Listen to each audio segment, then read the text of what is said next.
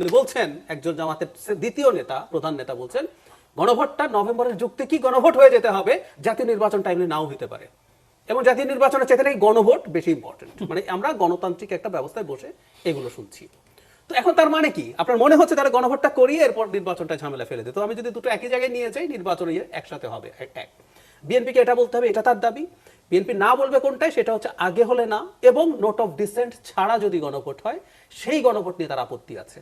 কোনো সামাজিক অনুষ্ঠানেও যদি যাই, সবচেয়ে বেশি যে প্রশ্নের মুখোমুখি হই সেটি হচ্ছে যে নির্বাচন কি হচ্ছে কিনা।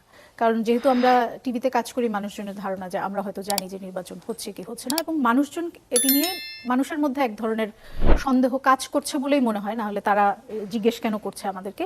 আজকে বিএনপির ভারপ্রাপ্ত চেয়ারম্যান জনাব তারেক রহমান, তিনিও তার একটি বক্তব্যে বলেছেন যে এরকম তো হওয়ার কথা ছিল না। বর্তমান অন্তর্বর্তীকালীন সরকারের সময় জনমনে কোনো কোনো ক্ষেত্রে জিজ্ঞাসা বাড়ছে, যথাসময়ে কি নির্বাচন হবে। তিনি বলছেন যে এমন তো হবার কথা ছিল না। নির্বাচন কি যথাসময়ে হবে? জি, আমাদের যেই বাস্তবতার মধ্যে দিয়ে আমরা গত কয়েক মাস গিয়েছি, সেই বাস্তবতার মধ্যে এখানে নানান পক্ষ থেকে বলা হয়েছে যে নির্বাচন হবে না, নির্বাচন এই সরকার নির্বাচন দিবে না, বা নির্বাচন নিয়ে এত বেশি আলোচনা হয়েছে। এখন আমাদেরকে তখন বলতে হয়েছে যে নির্বাচন সঠিক সময় হবে, চিফ অ্যাডভাইজার যে ডিসেম্বর থেকে জুনের মধ্যে বলেছেন সেটার মধ্যে হবে। পরবর্তীতে সময় যখন আরো সুনির্দিষ্ট হয়ে গেছে, সে বিষয়ে বলা হচ্ছে। কিন্তু আমার মনে হয় পলিটিক্যাল পার্টিগুলি এখন যে তাদের নমিনেশনের প্রক্রিয়ার মধ্যে আছে, এই নমিনেশনের প্রক্রিয়াটা আরো চূড়ান্ত হয়ে গেলে, যখন এখন দেখুন, আপনি যদি ভোটারদের ডোর টু ডোর যে ক্যাম্পেইনের জায়গাটা আমরা ভোটের সময় দেখি, একটা পার্টি ছাড়া মনে হয় কোনো পার্টি ওইভাবে ডোর টু ডোর ক্যাম্পেইনে যাচ্ছে না। খুব একদম সাদামাটা, একদম নাগরিক হিসেবে আমরা বুঝতে পারি, খবরের কাগজে আপনার প্রতিবেদনে প্রতিনিয়তই প্রকাশ হচ্ছে সেটা হচ্ছে যে বিএনপির গ্রিন সিগন্যাল কে পেল না, আজকে এতগুলি নিয়ে মিটিং, মানে বিএনপি ইটসেলফ, বিএনপির মতো বড় পার্টিতে যখন নমিনেশন এখনো চূড়ান্ত নয়, তাদের পার্টির স্ট্রাকচারটা এরকম, জামাত যেরকম যে কাজ করে যে দাঁড়িপাল্লার জন্য বা জামাতের জন্য তার সে ভোট চাইতেছে, কে ক্যান্ডিডেট হবে বা কে ক্যান্ডিডেট সেটা তাদের মুখ্য বিষয় নয়। বিএনপির রাজনৈতিক স্ট্রাকচারটা কিন্তু এরকম না। বিএনপির লোকজন ভোট চাওয়া শুরু করবে, কারা কারা ভোট চাইতে নামবে, আবার কারা রাগ করে বসে থাকবে, অন্যরা গিয়ে ম্যানেজ করতে হবে, বুঝাতে হবে, এই একটা বাস্তবতা আছে। সুতরাং এই যে অনিশ্চয়তার জায়গাটা শুধুমাত্র বিভিন্ন আলোচনায় বা বিভিন্ন স্পেসে হচ্ছে, এইটা হচ্ছে এখনো সব রাজনৈতিক দলগুলি পুরোপুরি নির্বাচনে এঙ্গেজ হতে পারছে না বলে, তাদের এখনো প্রি ইলেকশনের যেই প্রিপারেশন সেটার মধ্যে সীমাবদ্ধ থাকার ফলে আমার মনে হয় সে বিবেচনা সবচেয়ে বেশি কনফার্ম যে জামাত, তারা জানে যে নির্বাচন হচ্ছেই, তাদের প্রস্তুতি দেখেন সেই বিষয়ে সবচেয়ে বেশি। আপনার সঙ্গে আমি একমত। আপনার আজকে সন্ধ্যায় একজন বিএনপি নেতার সঙ্গে আমার কথা হচ্ছিল, অন্য একটা ইস্যুতে কথা হচ্ছিল, উনিও বলছেন যে প্রস্তুতি তো নিব, এলাকায় যে যাবো কিনা, কি কারণে মনে হচ্ছে আপনি যাবেন কিনা, একদম পরিষ্কার, আমি আমার সঙ্গে ব্যক্তিগত আলাপের জায়গায় বলছি, কি কারণে মনে হচ্ছে যাবেন কিনা, এটা আপনার কাছে প্রশ্ন। উনিও হচ্ছে যে ইতিমধ্যে বিএনপি থেকে যে সমস্ত প্রার্থীরা গ্রিন সিগন্যাল পেয়েছেন বলে আমরা কাগজে দেখি, উনিও তাদের একজন। উনি ইতিমধ্যে দলের হাইকমান্ড থেকে উনি নির্দেশনা পেয়েছেন যে কাজ করার জন্য। তার মধ্যে এই সন্দেহ সংশয়টা আছে। এই সন্দেহ সংশয় যে সোসাইটিতে এক্সিস্ট করে সেটাকে আমি উপেক্ষা করছি না।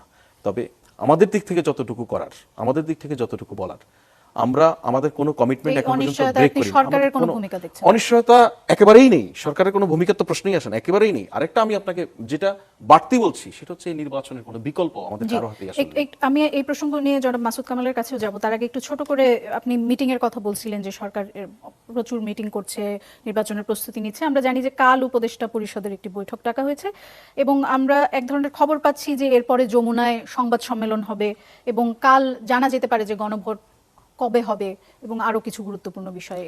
এই বিষয়ে কি বলবেন? কালকের বৈঠকের আসলে কারেকশন দেই, যমুনায় নয়, প্রধান উপদেষ্টার কার্যালয়ে উপদেষ্টা পরিষদের একটা বৈঠক আছে কালকে। সেই বৈঠকের বিষয়বস্তুর মধ্যে নানানগুলি বিষয় থাকবে, জুলাই সনদ বাস্তবায়ন, পলিটিক্যাল পার্টিগুলি নানান কনসার্ন, সেগুলি নিয়ে অবশ্যই উপদেষ্টা পরিষদ ডিসকাস করে সিদ্ধান্তের দিকে আসবে। এবং এখানে তো মুখ্য বিষয় নির্বাচন, সেই নির্বাচনের বিষয়ের দিকেই সেখানে প্রেস কনফারেন্স হবে। তো কালকে হয়তো অনেকগুলি বিষয়ে জানা যেতে পারে, কি জানা যেতে পারে সেটা তো আসলে উপদেষ্টা পরিষদের বৈঠকের সিদ্ধান্তের আগে বলা যাচ্ছে না। অনেকগুলি বিষয় হয়তো জানা যেতে পারে। এইটাকে, কালকের প্রেস কনফারেন্সটাকে আমরা আমাদের সাম্প্রতিক সামগ্রিক যে নির্বাচন বা জুলাই সনদ সংক্রান্ত যে সমস্ত আলোচনা, সেই আলোচনার প্রেক্ষাপটে বিবেচনা করলে বেশ গুরুত্বপূর্ণ অনেক বিষয় জানা যেতে পারে বলে আমার ধারণা। ঠিক আছে, কাল পর্যন্ত অপেক্ষা করলে নিশ্চয়ই সেটা জানা যাবে। জনাব মাসুদ কামাল, যেটি জনাব ফয়েজ আহমেদ বলছিলেন যে এই যে নির্বাচন হবে কি হবে না সেটি নিয়ে মানুষের মধ্যে যে অনিশ্চয়তা, সেখানে উনি বলছেন যে রাজনৈতিক দলগুলোর যেহেতু প্রস্তুতিতে এখনো কিছুটা ঢিলেঢালা ভাব আছে, সেই জন্য এটি হয়ে থাকতে পারে। সরকারের দিক থেকে উনি প্রস্তুতিতে তেমন কোনো অভাব দেখতে পাচ্ছেন না। আপনি কি একমত? না, এটা নিয়ে একমত দ্বিমতের কোনো বিষয় না। উনি সরকারের পার্ট হিসেবে উনি মনে করছেন যে সরকারের কোনো ঘাটতি নাই। সরকারের কোনো ঘাটতি আসলে আমিও দেখি না, মানে দৃশ্যমান কোনো ঘাটতি কিন্তু নাই। উনি আমার যুদ্ধের মনে পড়ে অগাস্টের 5 তারিখে, উনি জাতির উদ্দেশ্যে বলেছেন যে আমি ফেব্রুয়ারির মানে প্রথমার্ধেই নির্বাচনটা হবে। এবং এটা বলার পর সরকারের দিক থেকে যা যা করা দরকার প্রত্যেকটা কাজই ঠিক সময়ে হয়েছে। উনি তারপরে যে ইলেকশন কমিশনকে চিঠি দিয়েছেন, ইলেকশন কমিশন প্রস্তুতি নিয়েছে, ইলেকশন কমিশন বলেছে তারা ডিসেম্বরে করবে, তফসিল ঘোষণা করবে। এগুলি কিন্তু খুব স্বাভাবিক। যদি নির্বাচনটা নিয়ে কোনো দ্বিধাদ্বন্দ্ব নাও থাকতো এগুলি হতো, এটাই এভাবে হয়। কিন্তু সরকারের দিক থেকে আপনি কোনো রকম ঘাটতি আছে এটা বলার কোনো সুযোগ আমি দেখি না অন্তত পক্ষে। কিন্তু তারপরে বাস্তবতাটা কি? বাস্তবতায় যে আজকে আপনাদের এখানে আসলাম, আমি আসার সময় আপনি ড্রাইভারও জিজ্ঞেস করেন স্যার নির্বাচন কি হচ্ছে কিনা। সবাইকে দিনের মধ্যে এই প্রশ্নের মুখোমুখি হন না এমন লোক পাবেন না আপনি। তো এই প্রশ্নটা আসছে কেন? এই হলো প্রশ্নটা। এটা হলো গিয়ে আমি বারবার বলছি, এটা আসলে ডক্টর ইউনূসের অর্জন। এটা যে দেশের লোক ওনাকে বিশ্বাস করে না, এই দেশের লোক ওনাকে বিশ্বাস করে বসেছিল, এই দেশের লোক এখন ওনাকে বিশ্বাস করে না। এখন উনি কি করেছেন এটা উনি ভালো জানেন। এটা আমরা বললে কি করবো? হয়তো আমি যা বলবো তার চেয়েও বেশি কিছু, এটা তো আমি বলবো না। কিন্তু মানুষের একটা ধারণা তৈরি হয়েছে, এটা মানুষের মধ্যে একটা ধারণা কেমনি করে তৈরি হয়েছে, হয় ওনার কারণে, অথবা ওনার সঙ্গে যারা আছে তাদের কারণে, অথবা ওনার সঙ্গে যারা আছে তাদের কথাবার্তায় কেউ যদি বলে বসে যে 52 বছরে কেউ কিছু পারে নাই, আমরা এসে করতেছি। এর অর্থটা কি? এর জন্য পলিটিশিয়ান হবে না, আমরাই করবো।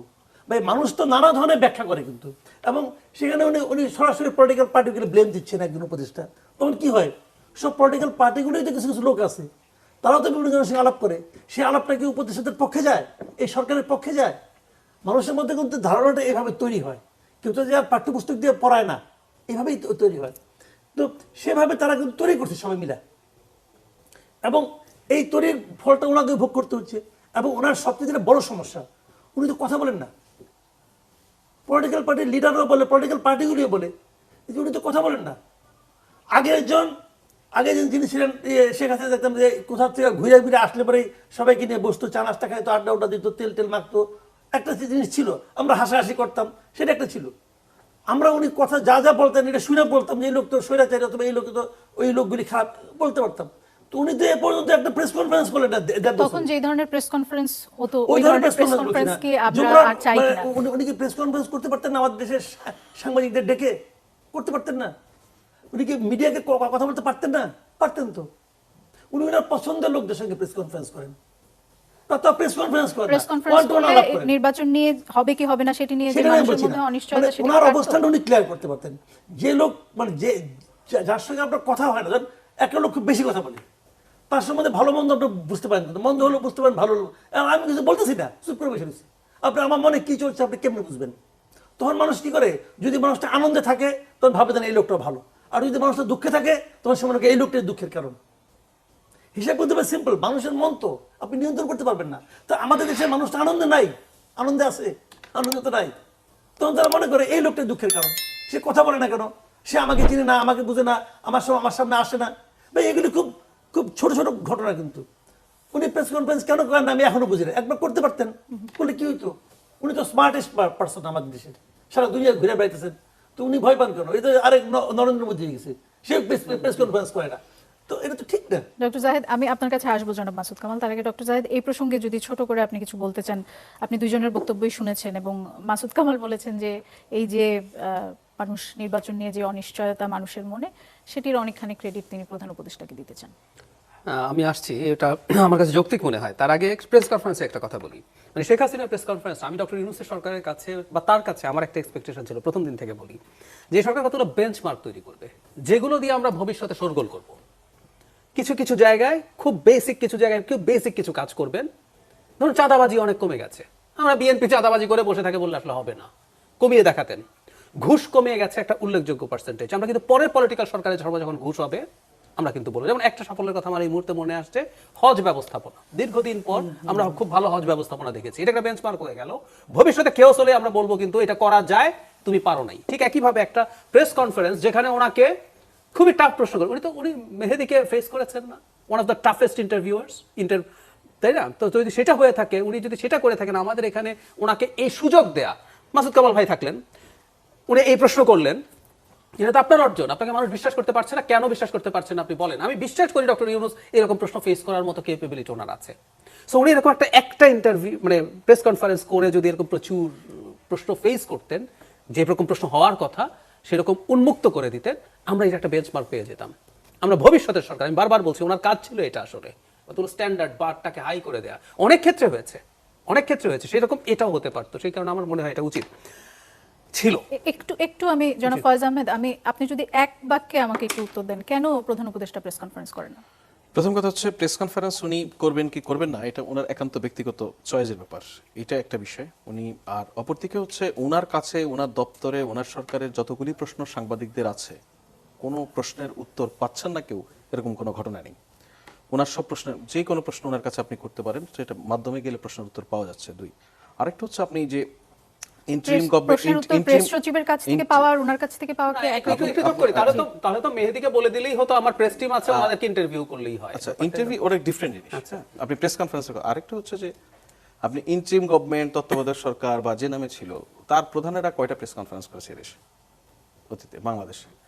আবার প্রফেসর ইউনূস যদি প্রেস কনফারেন্সও করার সরকার, তাহলে উনি তো সব পলিটিক্যাল পার্টির ইয়ের মতো, রাজনৈতিক সরকারের মতো শুরু করছেন এখন প্রেস কনফারেন্স করেন, এই করেন। উনি তো আচ্ছা, আপনি মনে করছেন যে তিনি করলেও সমালোচনার মুখে পড়তেন? হ্যাঁ, হতে পারতো, মানে করলে কি হতো সেটা তো জানি না, উনি এটা ওনার চয়েসের বিষয়, এটা উনি করবেন কি করবেন না। ডক্টর জাহিদ, আবার আপনার কাছে যাচ্ছি। আর একটা জিনিস একটু বলি যে আগে তো তত্ত্বাবধায়ক সরকার ছিল, তারা খুবই রুটিন কাজ করতে, সরকার রুটিন কাজ করছে, সরকার অনেক কাজ করছে। আমাদের অনেক প্রশ্ন আছে, তো অনেক প্রশ্ন আছে। যেমন ধরুন সংস্কার নিয়ে প্রচুর আলাপ হচ্ছে, আমি জাস্ট একটা এক্সাম্পল দিলাম, যে সংস্কারগুলো আইন সংশোধন করে করে ফেলা যায়, পত্রিকা রিপোর্ট করছে। এই টেলিভিশন চ্যানেলেরই সহযোগী যে পত্রিকাটা আছে তারা সিরিজ করছে, সেকেন্ড ইয়ে ছিল জনপ্রশাসনের কয়টা ছিল, কয়টা হয়েছে, যেগুলো আইন সংশোধন করে করা যায়। এই মুহূর্তে তো আপনি তো অর্ডিন্যান্স জারি করতে পারতেন। সো এরকম নানান রকম ইস্যু নিয়ে, এবং আমি আবারও বলছি উনি এত স্মার্ট, উনি এগুলো খুব সুন্দর ফেস করতে পারতেন, মাঝে আমাদের এই লাভটা হতো। মাসুদ কামাল ভাই যে কথাটা বলছেন এটা আসলে গ্রসলি ব্যাপারটা তাই। আমরা যেহেতু ফেস করছি, এবং ফয়েজ ভাই যেটা বললো, ফয়েজ ভাইয়ের সাথে আমি একেবারেই একমত। ইভেন ইলেকশন করবেন এরকম মানুষজনও কেউ কেউ পার্সোনালি এই ধরনের কথা বলছেন, এটা যে এমন যে কথার কথা বলছেন তা না। তার মানে একটা ওয়াইড স্প্রেড পারসেপশন, যিনি পলিটিক্সের সেন্টারে আছেন তিনি, টু খুব সাধারণ একজন নাগরিক যিনি একটা ভোট দিতে চান বহু বছর, উনি কেন এটা করেন না, মানে কেন এই বোধ তৈরি হয়েছে সেটা আসছে। কিন্তু এটা টু সাম এক্সটেন্ট যেহেতু সরকারের প্রধান তিনি, তার এই দায় তাকে খানিকটা হলেও নিতে হবে, বা অনেকটাই নিতে হবে। একটা ডাকসু নির্বাচন হলো, মানে ডাকসু নির্বাচন নিয়ে 1-1.5 মাস ধরে কলাম লেখা, টক শো, 40,000 ভোটারের একটা ইলেকশন, যেটার ইম্প্যাক্ট মানে বাংলাদেশের জাতির কাছে, দেশের কাছে তেমন কিছু না। কিন্তু আমরা এটাকে ইন্টারপ্রিট কি করলাম, বহু বছর বাংলাদেশে একটা পার্টিসিপেটরি অ্যাকসেপ্টেবল ইলেকশন ছিল না। সো এই ইলেকশনটা সামনে আসলো, মানুষ মেতে উঠলো। সো ডাকসু ইলেকশনের যদি 1 মাস আগে থেকে, তারও আগে নিউজ হচ্ছিল কবে হবে, কি হবে, হবে নাকি, এসব চলছিল। 1 মাস ধরে ক্রমাগত কথা হয়েছে। একটা ডাকসু ইলেকশন নিয়ে যদি ওই হয়ে থাকে, আজকে আমাদের জাতীয় ইলেকশনে 3 মাস মাত্র বাকি, আমরা এখনো গণভোট হবে কিনা, হলে কখন হবে, ওর মধ্যে নোট অফ ডিসেন্ট থাকবে কি থাকবে না, শাপলা প্রতীক পাবো কিনা, না পেলে নির্বাচন করব না, নানান আলোচনা চলছে। হয়তো কেউ কেউ তার ডোর টু ডোর যাচ্ছে, বিশেষ করে জামাত ইসলামী যাচ্ছে, কিন্তু তাদের মধ্যে এখনো এই আলাপ, এই যে এখন আমরা এই সমঝোতাই যেতে পারি নাই, এবং ফলে মানুষের মধ্যে এই আলাপের স্কোপই শুরু হয় নাই, এই জিনিসটা আছে। প্লাস মাসুদ কামাল ভাই যেটা বললেন, সরকারের মধ্যকার কেউ কেউ মানুষ, এখন এই প্রবণতা কমেছে। একটা সময়ের প্রবণতা ছিল যেখানে কিছু মিসলিডিং মন্তব্য হয়েছে, যেগুলো মানুষকে ভুল ভাবিয়েছে। সরকারকে সমর্থন করে এই ধরনের ইনফ্লুয়েন্সারদের কেউ কেউ নির্বাচন হয়ে কি হবে, হওয়া দরকার আছে কিনা, না হলে কি হবে, না হলেই ভালো হবে, এসব কথাবার্তা বলছেন, ফলে পারসেপশন তৈরি। একটা কথা মনে রাখা জরুরি, এত ওয়াইড স্প্রেড পারসেপশনের জন্য কোনো রিজন নিশ্চয়ই আছে। আমরা খুঁজে সব বের করতে পারবো কিনা ডিফারেন্ট ডিবেট, কিন্তু মানুষের মধ্যে কমনলি এই ধরনের পারসেপশন হওয়ার কথা। বিএনপি যে এখনো তাদের প্রার্থী দিতে পারেনি, জনাব ফয়েজ আহমেদ যেটি বলছিলেন, যে সেটিরও একটি ভূমিকা আছে, এই আপনি কি মনে করেন? একেবারে ছোট করে যদি। না, আমি সেটির ভূমিকা আছে বলে মনে করি না। বিএনপির প্রার্থীরা যাচ্ছেন, এটা বিএনপির একটা ঝুঁকি আছে। সেটা হচ্ছে কি, ধরুন আমরা 3 জন বিএনপির প্রার্থী হিসেবে এলাকায় টপে আছি, আমাদের ঝুঁকি হচ্ছে বিএনপির ঝুঁকি। আমি যখন যাচ্ছি, আমি কিন্তু আমার বাকি 2 জনের সাথে প্রতিপক্ষ বা শত্রুর মতো আচরণ করছি। ফয়েজ ভালো না, মাসুদ কামাল ভালো না, এগুলো বলে বেড়াচ্ছি, এগুলো বিএনপির ঝুঁকি। কিন্তু নির্বাচনী ক্যাম্পেইন মোটা দাগে কিন্তু ভালোই চলছে অনেক দিন থেকে, ডোর টু ডোরও কম বেশি যাওয়া হচ্ছে, টপ 2-3 জন অন্তত তারা করছেন। 10 জন তো নেমে যায়, কারণ আমি 10 জনের 2-3 জনের পরের বাকিরা জানে তারা পাচ্ছে না, একটু আওয়াজ দিয়ে রাখলাম যাতে ভবিষ্যতে এই প্রসঙ্গ নিয়ে বিরতির পরে আমরা আবার কথা বলবো। মাসুদ কামাল, আমি আপনার কাছে আবার যেতে চাই। আপনি আমার টক শোতে বলেছিলেন যে যদি এনসিপি শাপলা পায় তাহলে ইলেকশন কমিশন ইলেকশন করার যোগ্যতা হারাবে। ইলেকশন কমিশন এখন শাপলা কলি দিচ্ছে এনসিপি কে, এখন আপনার মন্তব্য কি? ইলেকশন কমিশন সম্পর্কে আমার মন্তব্য চেঞ্জ হয় নাই। আগে টের হয়ে গেছে। কারণ কলি সাপটানা কি যা আমার ব্যাপার না, আমার ব্যাপার হলো কি চাপের মুখে, একটা পলিটিক্যাল পার্টি চাপের মুখে সে তার ওই তালিকার যে মানে প্রত্যেকের যে তালিকা, সে তালিকা চেঞ্জ করেছে। আমার কথা হলো এটা, তুমি যদি দিবা না তা দিবা না, যদি তুমি দিবা ফুলটাকে যখন বন্ধ করে কলি বানাই দিবা, তুমি যা দিবা, তাহলে তুমি আগে না করলা কেন? যদি তুমি না করলা তোমার ওখানে থাকতে হবে। তার মানে কি হয়েছে, এর মধ্যে তার উপর চাপ আসছে। আমি সন্দেহ করি এই চাপটা সরকারের দিক থেকে আসছে, জি এটা আমার সন্দেহ। কারণ এনসিপির উপর সরকারের প্রভাব আছে, সরকারের উপর এনসিপির প্রভাব আছে। এনসিপি সরকারকে বলছে, সরকার ইলেকশন কমিশনকে বলছে, সে এই তালিকা বলছে যে এটা মিটাই ফেলান, অমুক করেন তমুক করেন। এটা মিটানোর বিষয় না, এটা বিষয় হলো যে আপনার আদৌ মেরুদণ্ড আছে কি নাই সেটা প্রমাণ করা।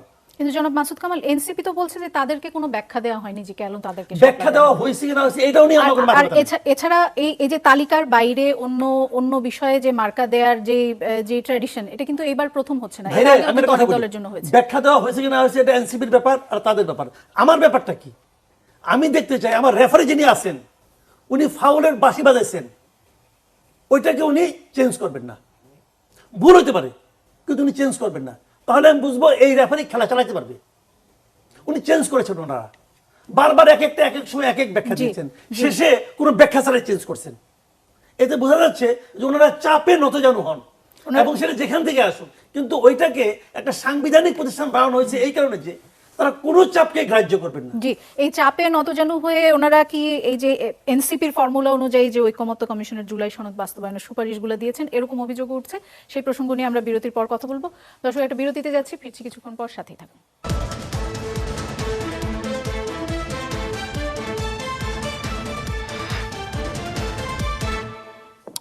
দর্শক, ইস্পাহানি মির্জাপুর চা মুক্তবাক অনুষ্ঠানে ফিরে এলাম। ডক্টর জাহিদুর রহমান, আপনার কাছে যেতে চাই। একটি টক শোতে আমি দেখছিলাম যে আপনি বলছেন যে এনসিপির ফর্মুলা অনুযায়ী ঐকমত্য কমিশন জুলাই সনদ বাস্তবায়নের সুপারিশগুলো দিয়েছিল, ওনারা স্বাধীনভাবে সিদ্ধান্ত নেননি। কিন্তু লন্ডন বৈঠকের পর তো আমরা দেখেছি যে এই সরকার যেসব সিদ্ধান্ত নিয়েছে, বিশেষ করে জুলাই সনদের যে টেক্সট এবং সাইন করার যে বিষয়, সব বিষয় সবাই বলছিল যে বিএনপির চাওয়ার এক ধরনের সনদ না, সম্ভবত প্রক্লেমেশন প্রভাব রাখছে। তারা বলছিল যে বিএনপির দিকেই সরকার বেশি ঝুঁকে আছে, এমন মন্তব্য অনেকেই করেছেন, আমার শোতে এসেও করেছেন অনেকে। তাহলে হঠাৎ এখন কি হলো যে বিএনপি বলছে যে সরকার তাদের সাথে প্রতারণা করেছে? আচ্ছা, আমি যদি খেয়াল করি যে আমার কাছে এটা টু সাম এক্সটেন্ট একটা পাতানো খেলা মনে হয়েছে। পাতানো খেলা কেন মনে হয়েছে সেটা বলি, যে এনসিপি মানে স্বাক্ষর অনুষ্ঠানে গেল না, মানে আমার ব্যক্তিগতভাবে কষ্ট লাগে যে এনসিপি সিগনেচার না করলে যাওয়া উচিত ছিল বলে মনে করি। গণফোরাম গেছে, সাইন করেননি। কারণ যে ছবিটা উঠেছে, ওখানে আমি নাহিদ ইসলাম এবং আক্তার হোসেনকে দেখতে চেয়েছি। আরও যদি স্পেসিফিক করে, আমি নাহিদ ইসলামকে দেখতে চেয়েছি। একটা ছবি তুললে ওনাকে বেঁধে কেউ সিগনেচার করিয়ে ফেলতো না। ওনারা গেলেন, এরপর 3টা দাবি দিলেন একদম স্পেসিফিকলি। এরপর এই রিপোর্টটা দেওয়ার আগেও তাদের একটা প্রতিনিধি দল জনাব আক্তারের নেতৃত্বে গিয়েছিল। এই 3টাই তাদের মূল দাবি ছিল। একটা হচ্ছে এটা সিগনেচার করবে প্রধান উপদেষ্টা, এটা প্রেসিডেন্ট করবেন না আদেশে। 2 হচ্ছে নোট অফ ডিসেন্ট ছাড়া গণভোট হতে হবে। 3 হচ্ছে সংস্কারের পর এই কনস্টিটিউশনের একটা নাম হতে হবে বাংলাদেশ সংবিধান 2026। তো ওই নাম হওয়াটা খুব জরুরি না, এটা অবশ্য একটা টোন আসে যে একটা নতুন সংবিধান হয়েছে। যাই হোক, যে আদেশটা আছে ওখানে রাষ্ট্রপতির, ওখানে সরকার একটা আদেশ দেবে এরকম কথা আছে। প্রধান উপদেষ্টা স্পেসিফিক করে লেখেননি। আমরা যদি আদেশটা পড়ি তাতে মনে হয় একটা ইঙ্গিত আছে যেটা সরকার করতেও পারে। গণভোটে নোট অফ ডিসেন্ট নিয়ে প্রশ্ন। গণভোটে নোট অফ ডিসেন্ট রাখা হয়নি, যে গণভোট যে যাবে সেখানে নোট অফ ডিসেন্ট থাকবে না। এটা আমি নিশ্চিত হয়েছে ঐকমত্য কমিশনের একজনের সাথে। কিন্তু যে 48টি ধারায় গণভোট হচ্ছে, তার 36টিতে বিভিন্ন দল নোট অফ ডিসেন্ট দিয়ে রেখেছে। জি, সো নোট অফ ডিসেন্ট ছাড়া যাবে। এটাও 36টা না 18টা, এনসিপি 48টা আর 18টা, না, 84টা সব দল 36টাই ছিল। মিলে 36টা ধারায়। সব দল মিলে 18টায়। আচ্ছা, ঠিক আছে, তাহলে বিএনপি সহ তার এলআইরা 15টা আর জামাতের 3টা। আর মৌলিকের ক্ষেত্রে বিএনপি 9টা সম্ভবত, এর একটা হিসেব আছে। যাই হোক, তো যেটা বলছিলাম, এই যে নোট অফ ডিসেন্ট ছাড়া যাওয়া, তো তাতে আমার কাছে মনে হয় এনসিপি গেল না। এবং এনসিপির সংখ্যা কেমন, এনসিপি নির্বাচনে কেমন করে, এটা সামনে নির্বাচনে আমরা দেখব। কিন্তু এটা ফ্যাক্ট, বাংলাদেশের বর্তমান রাজনীতির প্রেক্ষাপটে এনসিপির একটা গুরুত্ব আছে, যেহেতু আমাদের গণ অভ্যুত্থানের সামনের সারির অনেকেই এই দলে আছেন, ফলে তাদেরকে এক ধরনের নিয়ে আসার প্রবণতা হলো। এখন এই জন্যই বলছি জিনিসটা একটা স্টেজড গেম হতে পারে। আমি বলছি না যে সরকারের টপ জানে, কিন্তু এই যে আমি যাবো না, আমি একটু রাগ করেছি, আমার মানভঞ্জন করা হোক, মানভঞ্জন করার জন্য এগুলো যোগ করা হলো, করে তাদেরকে নেওয়া হলো, কারণ তাদের সর্বশেষ দাবির সাথে সরকার কমপ্লাই করছে। অথচ আমি আরো একটু যোগ করি, ঐকমত্য কমিশনের তাদের কার্যপরিধির মধ্যে বাস্তবায়ন কিভাবে, এটা ছিলই না প্রথম যে অর্ডার। জুলাইতে তারা রিপোর্ট দিচ্ছিলেন দিয়ে তারা বলছিলেন পরবর্তী সংসদ যেটা নির্বাচনে গঠিত হবে তারা 2 বছরের মধ্যে এটা করবে। পরবর্তীতে এনসিপি তার সাথে জামাত এবং আরো কয়েকটা দল মিলে দাবি তুললো না এটাকে বাস্তবায়নের আইনি ভিত্তি দিতে হবে। এরপরে 2.5-3 মাসের ঘটনা আবার যুক্ত হলো। সো খেয়াল করুন একটার পর একটা জিনিস এই ক্ষেত্রে তাদের চিন্তায় তাদের চাপে এই জিনিসগুলো তৈরি হয়েছে এবং সর্বশেষ যেভাবে এটাকে প্রস্তাবনা করা হলো সেটা দেখে মনে করার কারণ আছে অ্যাটলিস্ট। কেন কেন করবে এটি সরকার? আপনার কাছে ব্যাখ্যা কি এটার? আমি ঠিক জানি না, মানে একটু বলে যদি ফেলি সেটা হচ্ছে ঐকমত্য কমিশনকে আমি প্রশ্নবিদ্ধ করি। সেটা হচ্ছে ঐকমত্য কমিশনের কাজ ছিল, ঐকমত্য কমিশন না, ডক্টর ইউনূস ডেইলি স্টার সম্পাদকের সাথে একটা ইন্টারভিউ দিয়েছিলেন তার দায়িত্বে আসার কয়েক মাসের মধ্যে। ওই পত্রিকা, এটা ভিডিও ইন্টারভিউ পাওয়া যায়, ওই পত্রিকার হেডলাইন ছিল আমরা সরকার নয় আমরা ফ্যাসিলিটেটর। একটা সরকারকেই তিনি নিজে ফ্যাসিলিটেটর বলছেন। শুধু সেটা না, আমি একটু যোগ করি, ওই ইন্টারভিউ যে কেউ দেখতে পারেন। তখন সংস্কার কমিশনগুলো কাজ শুরু করেছে, তাকে জিজ্ঞেস করা হয়েছিল এই কমিশনগুলো কি হবে, তারপর কি করবেন। উনি বলছেন সংস্কার কমিশনগুলো কাজ শেষ করবে, তারা সংস্কার প্রস্তাব দিবে। ধরুন এভাবে বলছেন 100টা সংস্কার প্রস্তাব আসলো, আমরা আলোচনা করব, 10টায় যদি সবাই একমত হয় সেই 10টা সংস্কার করব, তারপর নির্বাচন দেব। যদি একটাও কেউ একমত, সবাই একমত না হয়, সবার মানে একটাও হয় নাই এমন যে সবাই একমত হয়েছে, সংস্কার করব না, নির্বাচন দিয়ে দেব। সো ঐকমত্য কমিশন নিয়ে প্রশ্নটা এই কারণে আসে যে ঐকমত্য কমিশন আসলে এখানে ফ্যাসিলিটেটরের রোল প্লে করার কথা ছিল এবং ঘটনাচক্র আমাদের প্রধান উপদেষ্টা এটা চেয়ারম্যান। কিন্তু আমাদের দেখে মনে হয়েছে তারা তাদের একটা স্টেক আছে, তারা তাদের এবং পরিস্থিতি তৈরি করছেন। আমরা পরবর্তীতে এখনো অফিসিয়ালি অনেক পত্রিকায় নিউজ আসছে যে এই রিপোর্ট দেওয়ার আসলে এক ধরনের চাপ তৈরির প্রবণতা আছে, ধরুন বিএনপিকে, যে তুমি এটা মেনে নাও, বা খানিকটা জামাতের কথাও বলা হচ্ছে তুমি এটা মেনে নাও, তাহলে আমরা এই যে একটা মাঝামাঝি জায়গায় আসি। এগুলো ঐকমত্য কমিশনের কাজ ছিল না। ঐকমত্য কমিশনের কাজ ছিল যতটা সম্ভব ফ্যাসিলিটেট করা, যুক্তিতর্কের মাধ্যমে ফ্যাসিলিটেট করে যে জায়গায় সবাই মোটা দাগে একমত আছে ততটুকুর মধ্যে নিয়ে আসা। সেই কারণে আমি মনে করি যে ঐকমত্য কমিশন আসলে তার নিজস্ব একটা এজেন্ডা আছে এবং সেই এজেন্ডা এনসিপির সাথে খুবই অ্যালাইন করে। শুধু সেটা না, আমাদের মূল সংকটের যে জায়গা সেটা হচ্ছে কনস্টিটিউশন রিফর্মস কমিশনের যে প্রাথমিক রিপোর্ট ছিল, তারপর সেখান থেকে এগুলো ঐক্যমত্যতে এসছে। আপনি এনসিপির যা যা চাওয়া আছে আপনি ফাইনাল রিপোর্ট দেখবেন, সেটাও খুবই মিল আছে। জনাব মাসুদ কামাল, আপনি কি এই বিষয়ে একমত যে এনসিপির ফর্মুলা অনুযায়ী ঐকমত্য কমিশনের জুলাই সনদ বাস্তবায়ন? একটা জিনিস একটু যোগ করি, এটা এনসিপির ফর্মুলাটা এনসিপির মুখ দিয়ে বেরিয়েছে, এটা এনসিপির যে শুধু তা না, এর সাথে আরো অনেকে যুক্ত আছেন এবং আই ডাউট ঐকমত্য কমিশনেরও যারা আছেন তাদেরও চিন্তা ওই দিক দিয়ে আসলে প্রেজেন্টেড হয়েছে। জি, আমি যদি একটু রিফ্রেশ করি যে ঐকমত্য কমিশন যে সুপারিশ দিয়েছেন জুলাই সনদ বাস্তবায়নের জন্য, সেটি আসলে এনসিপির দাবি মেনে নেওয়ার জন্য সেইভাবে করে রিফর্ম করা হয়েছে, আপনি কি সেরকম মনে করছেন? সরকার এনসিপির দিকে ঝুঁকে পড়েছে? আমি শিওর না, মানে আমি এই ক্ষেত্রে মনে করি যে আমার ঐকমত্য কমিশনেরই নিয়ত নিয়ে সন্দেহ আছে। মানে এই সারপ্রাইজ গুলো কেন আসলো? এই সারপ্রাইজ না, এটা ওনাদের মতলব, ঐকমত্য কমিশনের মতলব এটা। আমি ঐকমত্য কমিশনের শুরু থেকে এরা আমি পক্ষে না, তো আমি জানি এরা এই আকামগুলি করবে, জাস্ট আকাম করে থুয়ে গেছে, তারা এগুলো করতেছে, ইচ্ছা করে করতেছে। এটা আওলা বাজাবে, বাজারে এনে নির্বাচনে মানুষের মধ্যে অনিশ্চয়তা তৈরি হবে। এবং মানে এটা কেন যে এটা করলো, তারা এটা করলো মানে কি, তারা এটা করবে আমি মোটামুটি জানতাম, এই ধরনের কি করবে আমি জানতাম না, বাট এরা যে ভালো কিছু করবে না এটা আমার ধারণা ছিল। কারণ আমার কাছে প্রথমেই মনে হয়েছে আপনি যদি প্রথমেই সিদ্ধান্ত নিয়ে থাকেন যে আপনি কি করতে চান, তারপরে এতগুলো লোককে আপনি বসাইছেন তাদের মাথা দিয়ে, আলটিমেটলি কিন্তু আপনার মাথার মধ্যে এটি আছে যে আমি ওইদিকে নেওয়ার চেষ্টা করবো, নিতে পারলে পারলাম, না পারলে যতটুকু পারলাম, ওই মানে ঘুরে ফিরে কিন্তু এক জায়গায়। এই আলিরিয়া সাহেব তো এই সরকার আসার পরেই তার একটা ফর্মুলা, সে এসে নিয়ে একটা থিওরি দিলেন যে এই সংবিধান রাখায় পরিবর্তনও করা যাবে না, সংস্কারও করা যাবে না, সংবিধান পুনর্লিখন করতে হবে। এই প্রজেক্টে উনি এখানে আসছেন, আসার পর তারপরে আবার পাইছেন বিরাট দায়িত্বটা। হয়তো উনি করতে পারেন নাই, অন্য অন্যদের চাপে পারেন না, বিভিন্ন পলিটিক্যাল পার্টি চাপে পারেন না, বাট উনি পরিশীলিত ভঙ্গিতে ওনার প্রজেক্টে উনি ছিলেন এখানে, এবং এটা উনি ভালো করেন এই কাজটা। এই যে এখন যেটা হচ্ছে, এখন কি হয়েছে, এখন তো আপনার সংবিধানটা কিভাবে সংস্কার হবে এটা নিয়ে একটা মানে একটা গোলমাল পাকিয়ে গেছে। দেখেন একটা জিনিস আমি বলি, যে সংবিধান সংস্কারের পরিষদটা করবে আর কি, যারা যারা ইলেক্টেড হয়ে এমপি হয়ে আসবে, যে যারা হয়ে আসবে, তারা এই আদেশের মাধ্যমে এই যে সনদের এটাকে করবে, বাস্তবায়ন করবে, এবং এর বাইরে তারা কিছু করতে পারবে না। ওখানে কিন্তু বলে দেওয়া আছে ইয়েতে, এর বাইরে তাদের কোনো এখতিয়ার নেই কিছু করার। কেন? তাহলে ওই লোকগুলো সারা দেশের প্রতিনিধি, ওরা তো ভাই সারা দেশের প্রতিনিধি। আর আপনার এখানে কি 30টা দল তো 30টা রে ভাই, 52 দলের মধ্যে 30টা দল আপনার। এই দলে এরা এদের আপনি কি বুঝাচ্ছেন, কি বুঝছে এরা বললে হয়ে গেল? সারা দেশের মানুষের কোনো সে নাই, সারা দেশের থেকে যারা নাকি নির্বাচিত হয়ে আসবে 300 জন, তাদের কোনো সে থাকবে না। আপনি যা করছেন এর বাইরে তারা কিছুই করতে পারবে না। কেন? আপনি কে? তাকে তো আমি মানি না, অন্য আমার আলাপ বাদ দেন। কারণ আমি তার দেশপ্রেম নেওয়ার সন্দেহ আছে যে লোক অন্যকে দেশের নাগরিকত্ব নেয় সে লোক দেশপ্রেমের প্রতিযোগিতা আমার সঙ্গে হারবে। ও কথা ভাই পরিষ্কার। তার আগে দেশের নাগরিকত্ব নেওয়া লাগে কেন? কেমন লাগে? কারণ সেই দেশটাকে তার বসবাসের যোগ্য মনে করে না, এই জন্য সে দেশের নাগরিকত্ব নিতে। ঠিক আছে, তখন বলবে যে আমি আওয়ামী লীগের চাপে গেছিলাম, অমুক গেছিলাম। ঠিক আছে, আপনি এখানে আসছেন, ওই নাগরিকত্ব সাইডে আসেন, তাহলে আমি বুঝবো না আপনার মধ্যে এই দেশের মধ্যে ভালোবাসাটা আছে। সে তো শুরুতেই ডিসকোয়ালিফাইড, তার তো নিয়ত খারাপ। এবং যখন সে আমেরিকার নাগরিকত্ব শপথ নিছে তখন সে বলে নাই ওখানে যদি পরবর্তী সময় আমেরিকার স্বার্থ সংরক্ষণ করবে, বলে নাই তো। সে এটাই করতে পারছে, সে তার সঙ্গে মনির হায়দার একই জিনিস। তবে এগুলি করে তো লাভ নাই। তো এখন এগুলি আমাদের দেশে উনি এখানে আমাদের প্রধান উপদেষ্টা উনি বিদেশি লোকদেরকে পছন্দ করেন, এদের খুঁজে পাবে। মনির হায়দার এখন কই? বলবে যে না উনি আবার আসবে, গেছে তোরে ভাই। তো এইগুলি কি বলবেন আপনি? বিবিসি বাংলা একটি প্রতিবেদন প্রকাশ হয়েছে, আপনি দেখেছেন নিশ্চয়ই। এটা শিরোনাম হচ্ছে ঐকমত্য কমিশনের সুপারিশ নিয়ে বিএনপি কি কিছুটা বেকায়দায় পড়েছে। আপনি কি মনে করেন যে বিএনপি এখন বেকায়দায় পড়েছে? বিএনপি সাময়িকভাবে বেকায়দায় পড়েছে।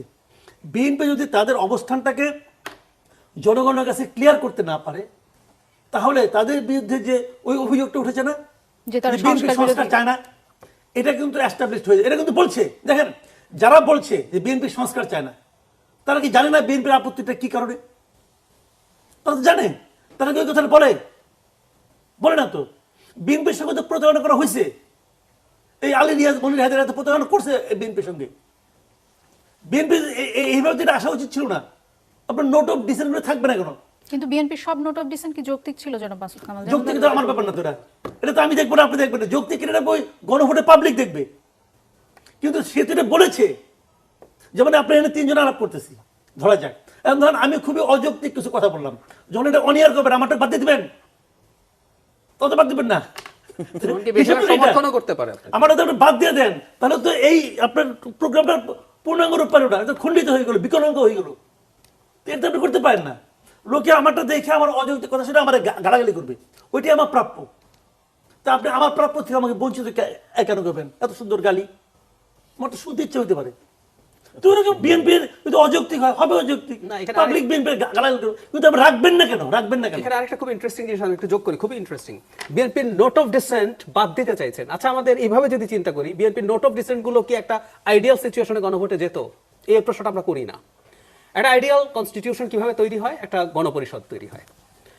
প্রায় শুনেছি এনসিপিও চেয়েছে 70 সালের মতো একটা নির্বাচন হোক যেটা সংসদ এবং গণপরিষদ একসাথে হবে। যদি একসাথে হলো, ওদের কাজ কি হতো? একটা সংসদ, একটা সংবিধান নতুন করে লিখলো। যেগুলোতে বিএনপি, ধরুন আপার হাউস পিআর, আমি মনে করি, এটা আমার অপিনিয়ন, বিএনপি যেভাবে চাইছে এটা অযৌক্তিক। তাহলে তো নিম্ন কক্ষ উচ্চ কক্ষে তেমন কোনো পার্থক্য পার্থক্য নেই, থাকবে এটা অযৌক্তিক। কিন্তু এটা গণপরিষদে যখন আলোচিত হবে, এটা যখন ভোট হবে, সেই ভোটে কে জিতবে? বিএনপি জিতবে। বিএনপির প্রত্যেকটা নোট অফ ডিসেন্ট ওই গণপরিষদে ভোটে জিতে নোট অফ ডিসেন্ট গুলো সংবিধানে ইনক্লুডেড হতো না, এটা পরে গণভোটে যেত। খেয়াল করুন, এটাই আইডিয়াল প্র্যাকটিস। গণভোটে জনগণ যখন ভোট দিত, সেই কনস্টিটিউশনে বিএনপির নোট অফ ডিসেন্ট গুলো জনগণের সামনেই যেত না। এখানে আপনি কি করলেন? একটা ট্রিক করলেন। বিএনপি অনেকগুলো জায়গায় তার জায়গা থেকে সরে আসলো সে সদিচ্ছা নিয়ে, এবং তার নোট অফ ডিসেন্ট যাবে এই আশায় সে গেছে। আপনি যেভাবে স্বাক্ষর করবেন, ঠিক আছে, হ্যাঁ ভোট দিক, আমার নোট অফ ডিসেন্ট গুলো আমি করবো না, বাকিগুলো করবো। গণপরিষদ হলে তো তাই হতো। এখানেই প্রতারণাটা প্রথম থেকে বিএনপির সাথে, মানে এই ধরনের চালাকি শয়তানি করে আসলে কোনো ভালো কিছু না। আমি আমাদের পলিটিক্যাল স্ফিয়ারটাকে নষ্ট করার পরিস্থিতি তৈরি হয়েছে। আপনি কি মনে করেন যে বিএনপি তাহলে এখন গণভোটের বিপক্ষে অবস্থান নেবে, বা না। বিপক্ষে অবস্থান নিলে কি সেটি তাদের না, পক্ষে আমি যাবে? মনে করি বিএনপি যে বাস্তবভাবে যেটা বলছেন, which is very right. BNP দুটো স্পেসিফিক দাবি আছে। একটা হচ্ছে ভোটের দিন হওয়া, কারণ ভোটের দিন হতে হবে কেন আমি এবার এটাও বলি। মানে বেশি কথা বলছেন ইদানিং জামাতের মানুষজন, ওনারা যেহেতু অনেকদিন পর খুব গুরুত্বপূর্ণ হয়েছে, উনি বলছেন একজন জামাতের দ্বিতীয় নেতা, প্রধান নেতা বলছেন গণভোটটা নভেম্বরের যুক্তি কি গণভোট হয়ে যেতে হবে, জাতীয় নির্বাচন টাইমে নাও হতে পারে। এবং জাতীয় নির্বাচনের চেয়ে এই গণভোট বেশি ইম্পর্টেন্ট। মানে আমরা গণতান্ত্রিক একটা ব্যবস্থায় বসে এগুলো শুনছি। তো এখন তার মানে কি? আপনার মনে হচ্ছে তারা গণভোটটা করিয়ে এরপর নির্বাচনটা ঝামেলা ফেলে দেয়। তো আমি যদি দুটো একই জায়গায় নিয়ে যাই, নির্বাচন একসাথে হবে। এক বিএনপিকে এটা বলতে হবে, এটা তার দাবি। বিএনপি না বলবে কোনটাই, সেটা হচ্ছে আগে হলে না এবং নোট অফ ডিসেন্ট ছাড়া যদি গণভোট হয়, সেই গণভোট নিয়ে তার আপত্তি আছে, এবং সে ক্রমাগত যা যা হয়েছে এটা বলবে। সুতরাং আমি মনে করি না খুব বেকায়দায় আছে, প্রচুর প্রোপাগান্ডা হবে, কিন্তু সে যদি ঠিকমতো ডিল করতে পারে তাহলে হবে। আর আমি আবারও বলছি, একটু আগে যেটা এক্সপ্লেইন করলাম, বিএনপি সংস্কারের বিরোধী এই ধরনের একটা ধারণা কি মানুষের মধ্যে তৈরি হয়েছে? চেষ্টা হবে। পারসেপশন কিন্তু ম্যাটার করে। যেমন আমি ফয়েজ ভাইয়ের সাথে একমত, নির্বাচন না হওয়া কেউ অ্যাফোর্ড করতে পারে না, কিন্তু পারসেপশন তো আছে, অনেক মানুষের মধ্যে পারসেপশন আছে নির্বাচন নাও হতে পারে। সো এটা ডিপেন্ড করবে কে তার ন্যারেটিভ এস্টাবলিশমেন্টে কতটা স্মার্টলি প্লে করতে পারবে। হতে পারে মানে বিএনপি এই দুটোর কারণে এই ধরনের ট্যাগ লেগে যেতে পারে, এটা হতে পারে না তা না। জনাব ফয়েজ, আমি আপনার কাছে যেতে চাই এবং এই প্রসঙ্গে যদি আপনার কিছু যোগ করার থাকে আপনি যোগ করতে পারেন, না হলে অন্য প্রসঙ্গে যেতে চাই। সেটি হচ্ছে যে গত 15 মাসে শেখ হাসিনাকে মুখ খুলতে দেওয়া হবে কি হবে না এই নিয়ে ভারত বাংলাদেশের মধ্যে অনেক দর কষাকষি হয়েছে। এর মাঝে একই দিনে আমরা দেখলাম যে 3টে আন্তর্জাতিক মিডিয়ায় শেখ হাসিনার সাক্ষাৎকার এলো। ভারত সরকার কি অন্তর্বর্তী সরকারকে একরকম আন্ডারমাইন করলো? আপনাদের কি মনে হয়? বা এটিকে এক ধরনের কূটনৈতিক ব্যর্থতা আমাদের? জি, প্রথমে আমি হচ্ছে এই গণভোট, নোট অফ ডিসেন্ট বা জুলাই সনদ সংক্রান্ত খুব টেকনিক্যাল বিষয় নিয়ে আমার ভাইরা কথা বলেছেন। আমি জানি না মানে দর্শক যারা দেখছেন তারা কতটা এটাতে আশান্বিত হওয়ার জায়গা পাচ্ছেন। ওনাদের দুজনের বক্তব্যে ব্যাপক হতাশা এবং মানুষের মধ্যে আরো অনিশ্চয়তা তৈরি হওয়ার সম্ভাবনা আছে। আমি শুধু এতটুকু বলি যে পলিটিক্যাল ডিসকোর্সের মধ্যে অনেকগুলি বিষয় থাকে যেগুলি নিয়ে প্রকাশ্যে খুব বেশি আলোচনা হয়, কিন্তু মূল বিষয়টা প্রকাশ্যে আসে না। সেটা আবার নিজেদের মতো করে নিজেরা সেটেলমেন্টে যাওয়ার চেষ্টা করে। ওই শুরুতে আপনার নির্বাচন হবে কি হবে না সেই প্রশ্নে যেটা বলছিলাম যে আমাদের আসলে অ্যাফোর্ড করার জায়গা নেই ফেব্রুয়ারিতে নির্বাচন না হওয়াটা। ঠিক একইভাবে এটাও বলছি যে আমাদের রাজনৈতিক দলগুলির মধ্যে যেই মুখোমুখি বা সাংঘর্ষিক অবস্থান এসব বিষয় নিয়ে, সেই অবস্থানটা ঠিক ওনারা কত দূর যেতে পারবেন এই বর্ডার লাইনটা ওনারা জানেন, এই বিষয়ে ওনারা সচেতন। সুতরাং আমরা খুব শীঘ্রই এ সমস্ত বিষয়ে পূর্ণাঙ্গ সমাধান এবং সবার মধ্যে একটা মানে সহনশীল অবস্থা দেখতে পাবো বলে আমার বিশ্বাস। দেখুন, সমঝোতা ভিতরে ভিতরে বিষয়টা এরকম না। আমি আপনাকে বলছি শুরু থেকে আমরা প্রায়ই কথাটা বলি, এই সরকারের সঙ্গে পলিটিক্যাল পার্টিগুলি প্রকাশ্য অপ্রকাশ্য, আমি শুনি নাই, হতে পারে যে প্রকাশ্য অপ্রকাশ্যের নিয়মিত যোগাযোগ আছে পলিটিক্যাল পার্টিগুলির সঙ্গে, এভাবেই সরকার ফাংশন করছে। সুতরাং এটাতে আপনি গোপন যোগাযোগ কি আর এটা বিষয় না। আর আপনি রাষ্ট্র পরিচালনার দায়িত্ব বা যখন পলিটিক্যাল পার্টিগুলির মধ্যে এক ধরনের বিপরীতমুখী অবস্থান আছে, সেটা তো একটু সমন্বয়ের ব্যাপারে সরকারের ভূমিকা থাকবেই। যেমন ধরুন ভাইরা বলছেন যে এনসিপির মতামত প্রতিফলিত হয়েছে এখানে, একদম নিশ্চিত হয়ে বলছেন। ধরেন মাসুদ ভাই বলছেন যে শাপলাটা হচ্ছে সরকারের সিগন্যালই দিয়েছেন। ওনারা যতটা দায়িত্ব নিয়ে বলেছেন বা জানেন যেভাবে গভীর থেকে সরকারের পজিশনটা, আমি আসলে অতটা জানি না সরকারের থেকে যে আসলে কি সরকার এনসিপিকে শাপলা দিতে বলেছে কিনা। সো মাসুদ ভাইয়ের ওই জায়গায় আমি একটু, মাসুদ ভাই যদি আমার বেয়াদবি না নেন, আমি খুব তাত্ত্বিক জায়গায় একটা কথা বলি, খুব তাত্ত্বিক মনে হবে। মাসুদ ভাই একটা জায়গায় বলছেন যে রেফারি বাঁশি বাজাবে ফাউলের, সেটা ভুল হলেও উনি ওনার অবস্থান থেকে সরবেন না। চিন্তার জায়গাটা আপনি খেয়াল করেন। তার মানে আপনি ফুটবল ক্রিকেটেও রিভিউ ভিআর সিস্টেম অনেক কিছু আসছে, তাই না, রেফারির বাঁশির রিভিউ করার জন্য। আমি কিন্তু মাসুদ ভাই আমি বলছি না যে ইলেকশন কমিশন কি করবে কি করবে না, এটা তাদের সিদ্ধান্ত। বাট এই যে আমরা বলে ফেলবো একটা বিষয়, সরকার বা সরকারের কোনো অর্গানাইজেশন, গণতান্ত্রিক কোনো প্রতিষ্ঠান, ইলেকশন কমিশন ইটসেলফ যে গণতান্ত্রিক সবচেয়ে বড় ইনস্টিটিউট, তো এই প্রতিষ্ঠান একটা সিদ্ধান্ত দিবে তারপর আর কারো কথা শুনবে না, এরকম ভাবে সামনে এগিয়ে যেতে হবে, এই কায়দাটা সম্ভবত ভাই স্বৈরতান্ত্রিক। এটা কোনো প্রতিষ্ঠানেরও নেওয়া উচিত না, কোনো ব্যক্তির বা কোনো রাজনৈতিক দলের সরকারেরও নেওয়া উচিত না। সেক্ষেত্রে আপনারা মাঝে মাঝে আলাপ করেন না এই সরকার অনেক দুর্বল, কোনো একটা সিদ্ধান্ত নেওয়ার পরে ফেসবুকে সমালোচনা হওয়ার পর সিদ্ধান্ত পাল্টে ফেলে। তো এমন দুর্বল সরকার, আমি যখন নাগরিক হিসেবে আবার আমার জায়গায় ফিরে যাব, আমি চাইবো যে ভবিষ্যতের সরকারগুলি অন্তত এরকম দুর্বল হোক যে নাগরিকদের মধ্যে যদি কোনো সরকারের সিদ্ধান্ত নিয়ে অসন্তোষ তৈরি হয় বা নাগরিকরা সেই সিদ্ধান্তের বিপক্ষে অপিনিয়ন দেয়, সরকার সেটা রিভিউ করুক। আমাদের এত কিছু কিন্তু এইভাবে সরকার হাসিনা যা বলতো তাই আইন, এই বাস্তবতায় থাকা যাবে না, এটা থেকে বেরিয়ে আসতে হবে। এবার আপনি আসেন যে সংস্কার কমিশনের আলোচনায় তো আমরা সেটা দেখলাম না। দেখুন রাজনৈতিক দলগুলোর সাথে যে বিষয় নিয়ে আলোচনা হলো, তারপর ঐকমত্য কমিশন যেটি বলেছে সেই সেখানে তো সেটি প্রতিফলন দেখলাম না। খুব ডিটেইলে ধরে ধরে আলোচনার মনে হয় এখন সুযোগ নেই। তবে এতটুকু আমি বলছি, সংস্কার কমিশন সরকারের কাছে তাদের প্রস্তাব দিয়েছে, সুপারিশ দিয়েছে। স্টিল দেয়ার ইজ এ সরকার, there is parties, there is all stakeholders. কিন্তু সুপারিশে এতদিনের আলোচনার প্রতিফলনটা কেন? কিচ্ছু অসুবিধা হয় নাই। সংস্কার কমিশনকে এমন কোনো বাধ্যবাধকতার মধ্যে কেউ ফেলা হয় নাই যে ওনাদেরও কোনো অপিনিয়ন দিতে পারবেন না।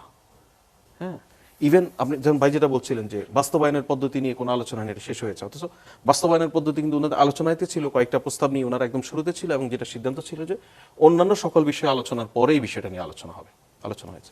সুতরাং আমি এই জায়গাটা বলছি যে অনেক টেকনিক্যাল আলাপ আলোচনা করা যায়, সে জায়গায় গেলাম না। শুধু এতটুকু বলছি, আমরা এটা নিয়ে গভীর সংকটের মধ্যে নেই।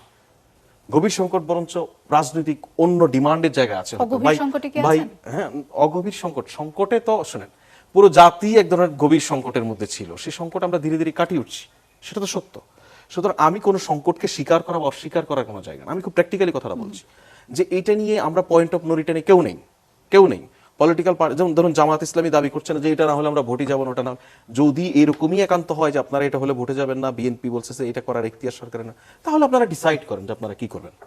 সরকারকে আপনারা বিদায় বলে দেন, অসুবিধা নেই, আপনারা যেভাবে পারবেন সেভাবে করে নেন, সেটা অন্য আলোচনা। এই জন্য আমি বলছি আমাদের পলিটিক্যাল পার্টিগুলি তাদের প্রত্যেকের বর্ডার সম্পর্কে সেই জানে। ধরনের কথাও তো শোনা যাচ্ছে যে এই সরকারের অধীনে নির্বাচন হবে কি হবে না, হলেও সব উপদেষ্টা থাকবেন কিনা। অনেক কথাই তো শোনা যাচ্ছে আসলে। হ্যাঁ, শোনা যাওয়া নিয়ে এত আলাপ করাটা উচিত হবে না। ধরুন এই যে ধরেন নির্বাচন হবে কি হবে না এটা নিয়ে ধরুন আমাদের উপদেষ্টা পরিষদের কয়েকজনের বক্তব্য নিয়ে কথা বলছেন। সেই বক্তব্য ধরেন এখন থেকে আরো 8 মাস 9 মাস আগের বক্তব্য, যে ওনারা এই বলেছে সেগুলিরও নানান প্রেক্ষাপট ছিল। তো সেটা তখন ব্যাখ্যা দিয়েছি। এখন এতটুকু বলি যে এখন যে উপদেষ্টা পরিষদের সকল সদস্যরা বারবার বলছেন যে নির্বাচন ফেব্রুয়ারিতে এর কোনো ব্যত্যয় ঘটবে না, এটা নিয়ে কিন্তু আলাপ করছেন নাকি। ওই যে ওই সময় বলেছেন সেজন্য অবিশ্বাসের জন্ম নিয়েছে। সুতরাং আপনি যখন আপনার পয়েন্ট অফ ভিউ থেকে আলোচনা করবেন, আপনার সুবিধার জন্য যে রেফারেন্সটি দরকার আপনি সেটা নিয়ে আলাপ করবেন, অন্য রেফারেন্স আপনি না ফার্স্ট সাইডে রেখে এক দিবেন। মিনিট, সেটা হলো আমরা হয়তো কারণ খোঁজার জন্য এটা বলছি, না কিন্তু না, পারসেপশন আছে জনগণ কি আমি এটা আমি জনগণের পারসেপশনের বিষয়ে তো আমি শুরুতে আপনাদের সঙ্গে একমত আছি, আমি জি, তো সেটা বলছি। perception সেটাই। আপনিও শুরুতে এবার স্বীকার আপনি আসেন করেছেন। দিল্লিতে লুকিয়ে থাকা পতিত ফেসিবাদী শেখ হাসিনা, তিনি ইন্টারভিউ দিয়েছেন।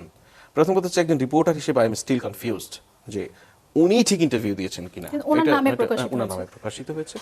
এইটা দিল্লি ইন্টারিমকে একটা বার্তা দেয় কিনা, মানে কি আপনি আপনার শব্দটা কি ছিল যে কেয়ার করলো মানে না, একরকম আন্ডারমাইন করলো কিনা, বা এটি কি আপনি এক ডে ওয়ান ধরনের থেকে কূটনৈতিক ব্যর্থতা বলবেন দিল্লি তো এই কিনা? সরকারকে ডে ওয়ান থেকে আন্ডারমাইন করছে নানান ভাবে, করছে না। ধরুন সাম্প্রতিক সময় একটা আলোচনা হয়েছে, আমি জানি না এটা কোনো সিদ্ধান্ত কিনা বা কারো কোনো পার্টিকুলার ইনভিটেশন কিনা। দিল্লি বলছেন যে তাদের ওখানে একজন ওয়ান্টেড পার্সন বাংলাদেশে ভিজিট করতে আসছে, তারা প্রত্যাশা করে তাদের ওয়ান্টেড পার্সনকে বাংলাদেশ ফেরত দিবে তাদের হাতে। একই প্রত্যাশা আমাদের ওয়ান্টেড পার্সনকে আপনারা ফেরত দিবেন। আমি বললাম আমি জানি না কেউ ওয়ান্টেড পার্সন এখানে আসছে কিনা বা এক সেকেন্ড একটু যোগ করি। ওয়ান্টেড যদি তাদেরও হয়, ক্রাইম এগেইনস্ট হিউম্যানিটির বিচারের কোনো আসামি না, মানে যার কথা বলা হচ্ছে, এটা আরো ভয়ঙ্কর ব্যাপার, এটা আরো ভয়ঙ্কর ব্যাপার। সুতরাং দিল্লি নানান কায়দায় অনেকদিন থেকে আন্ডারমাইন করছে, ওভারনাইট কোনো ডিসিশন ছাড়া আমাদের এখানে নানান সুবিধা ফ্যাসিলিটিস নানান কিছু স্টপ করে দিয়েছে, এসব করেছে না। সো দিল্লি যে আমি এখানে একটা কথা বলি, সেটা হচ্ছে যে মানে পররাষ্ট্র বিষয়ক বিষয়টা আপনি যদি বিবেচনা করেন, দিল্লি দীর্ঘদিন থেকে এখানে যে ইনভেস্টমেন্ট তার, সেই ইনভেস্টমেন্টটা কেন এখানে, সে তার রং ইনভেস্টমেন্ট ছিল, তার কূটনৈতিক সিরিয়াস ফেলিওর ছিল। কারণ দিল্লি এখানে সম্পর্ক স্থাপনই করেছে একটা রাজনৈতিক দলের সঙ্গে, বাংলাদেশের মানুষের সঙ্গে বাংলাদেশের সঙ্গে সম্পর্ক করেনি। এর ফলে এই যে সিরিয়াস লস, তার ডিপ্লোম্যাটিক লস, এইটা এখন তো তার জন্য এক ধরনের বড় ধরনের যন্ত্রণার কারণ। সুতরাং দিল্লি বাংলাদেশকে আন্ডারমাইন করবে কি করবে না এটা আমাদের জন্য গুরুত্বপূর্ণ না, বরঞ্চ বাংলাদেশের মানুষ কারো আন্ডারমাইন হওয়া বা না হওয়া, কারো প্রশ্রয় বা আশ্রয়, এসব নিয়ে এখন আর চিন্তিত না।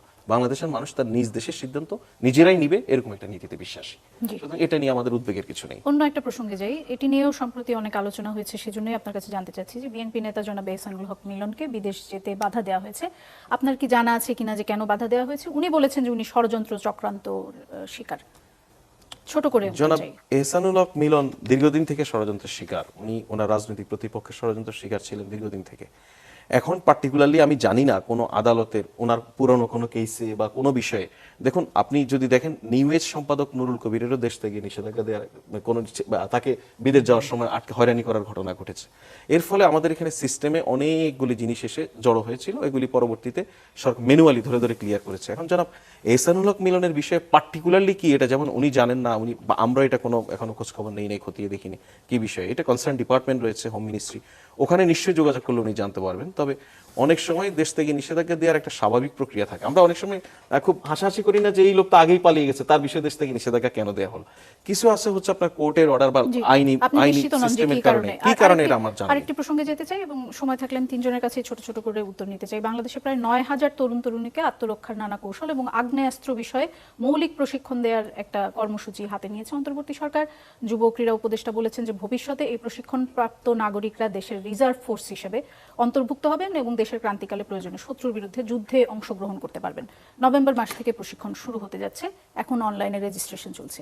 এটি কি আপনি জানেন এবং এটি না, আমি এটা তো যুব ক্রীড়া মন্ত্রণালয়ের উদ্যোগ। আমি যতদূর জানি যে আপনার জুডো, কারাতে এই ধরনের প্রশিক্ষণ এগুলি জুডো, কারাতে এবং আগ্নেয়াস্ত্র তারা লাইভ, উনি বলেছেন যে তারা লাইভ প্রশিক্ষণ দিতে চেয়েছেন কিন্তু সেটির অনুমতি পাননি। এটা জনাব আসিফ সজীব ভুইয়া, উনি মনে হয় ভালো বলতে পারবেন। তাত্ত্বিকভাবে আমি আমি আমি আমি এটা জানি না, হয়তো কোনো একটা উদ্দেশ্য থাকতে পারে। এখন পুরো জিনিসটা দেখলে দেখা যাবে সরকারের যখনই কোনো প্রকল্প গ্রহণ করা হয়, প্রকল্পের মধ্যে একটা প্রকল্পের উদ্দেশ্য কি সেটা নিশ্চয়ই থাকে। এই বিষয়ে আমার খুব বিশদ জানা নেই, যে আপনাকে আমি খুব এনলাইট করতে পারছি না এটা নিয়ে। ডক্টর জাহেদ, ছোট করে আপনি কিভাবে দেখছেন এই মানে বিষয়টা? খেয়াল করি ওনারা এটা এমন না যে শুধু শুধু যে ফিজিক্যাল ইয়ে না, তারা রাষ্ট্রীয় নিরাপত্তার সাথে, মানে একটা দেশে তো ডিফেন্স পলিসি থাকে, একটা মন্ত্রণালয় হুট করে সিদ্ধান্ত নিলেন তারা এরকম ট্রেনিং দেবেন এবং সুযোগ পেলে, উনি সুযোগ পাননি, ওনাকে যেটা বরাদ্দ দেওয়া হয়নি, লাইভ ফায়ারিং ও প্র্যাকটিস করাতেন। এর চেয়ে ভয়াবহ কথা হতে পারে না। মানে আমাদের দেশ কি জাস্ট যার যা ইচ্ছা হলো একটা মন্ত্রণালয়, এটা একেবারে আমাদের একটা ডিফেন্স পলিসির পার্ট। আমাদের কি এটা হয়েছে? সরকার একটা মন্ত্রণালয় এভাবে করছে, যে মন্ত্রণালয়ের দায়িত্বে একজন মানুষ আছেন যার বিরুদ্ধে প্রচুর অভিযোগ আছে। তো সেই কারণে আমি মনে করি এটা নিয়ে নানান স্পেকুলেশন হবে এবং বাংলাদেশে ভবিষ্যতে কি পরিস্থিতি দাঁড়াবে, কেমন দাঁড়াবে। আমরা কিন্তু ফয়েজ ভাই শুরু করেছিলাম যে একটা স্পেশাল অবস্থায় আছি, এই স্পেশাল অবস্থায় থেকে যখন আপনি এই কাজগুলো করেন জনাব মাসুদ এগুলো কামাল, খুবই নেগেটিভ পারসেপশন। 30 সেকেন্ড, একেবারে শেষ সময় চলে এসেছে। না, উনি এটা কেন করতেছেন আমার কাছে ক্লিয়ার নেই। সরকারের কি এটা কাজ? সরকার আছে আর 4 মাস, তার এটা শুরু করতে হবে কেন? এখানে কতগুলি ধান্দা আছে, যে ওনার বয়সজনিত একটা সমস্যা আছে, ওনার মধ্যে একটা মারদাঙ্গা ভাব আছে, পিস্তল নিয়ে চলে যান, বুলেট নিয়ে চলে যান এয়ারপোর্টে, একটা ব্যাপার স্যাপার আছে। দ্বিতীয়ত হলো এখানে একটা মাল পানির ব্যাপার আছে। এই যে ট্রেনিং প্রোগ্রামগুলি করবে, কারে কারে নিয়োগ দিবে, কিভাবে নিয়োগ দিবে, কি হবে না হবে, অনেক তো সারা দেশ তো ভাই, এক এক জায়গায় ছোট ছোট ছোট আসলে অনেক টাকা হয়ে যায়। কাজে এটাও একটা ব্যাপার হতে পারে।